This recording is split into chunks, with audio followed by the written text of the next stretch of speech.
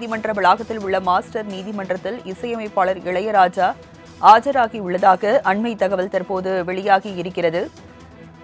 தேவர் மகன் குணா உள்ளிட்ட 109 திரைப்படங்களின் பாடல்கள் உரிமை தொடர்பான வழக்கில் தற்போது இளையராஜா ஆஜராகி இருக்கிறார். விவரங்களை செய்தியாளர் கிருஷ்ணா வழங்க கேட்கலாம். கிருஷ்ணா, விவரங்கள் என்ன? வணக்கம்.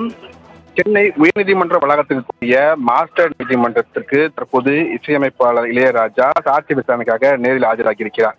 மியூசிக் மாஸ்டர் என்ற இசை நிறுவனம் சென்னை உயர்நீதிமன்றத்தில் கடந்த 2010ஆம் ஆண்டு தொடர்ந்த வழக்கில் கடந்த 1997ஆம் ஆண்டு இளையராஜாவின் மனைவி பெயரில் உள்ள இசை நிறுவனத்துடன் தான் ஒப்பந்தம் மேற்கொண்டதாகவும் அந்த ஒப்பந்தத்தின்படி தேவர் மகன், பாண்டியன், பிரம்மா, குணா உள்ளிட்ட 109 படங்களின் இசை வெளியீட்டு உரிமையை தனது நிறுவனம் பெற்றுள்ளதாகவும், ஆனால் தன்னுடைய அனுமதி இல்லாமல் அந்த படங்களின் பாடல்களை தற்போது யூடியூப் மற்றும் சமூக வலைதளங்களில் பயன்படுத்தப்பட்டு வருவதாக தெரிவிக்கப்பட்டிருக்கிறது. எனவே இதற்கு தடை விதிக்க வேண்டும் என்று தரப்பில் கேட்டுக் கொள்ளப்பட்டுள்ளது.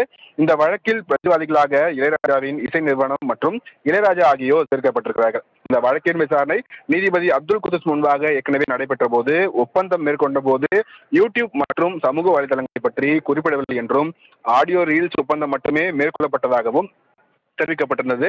இந்த நிலையில்தான் இந்த வழக்கில் தற்போது சாட்சிகள் விசாரணை அளிப்பதற்காக இளையராஜா தற்போது சென்னை உயர்நீதிமன்றத்திற்கு கூடிய 2வது மாஸ்டர் நீதிமன்றத்துக்கு தற்போது ஆஜராக நேரில் வருகை தந்திருக்கிறார்.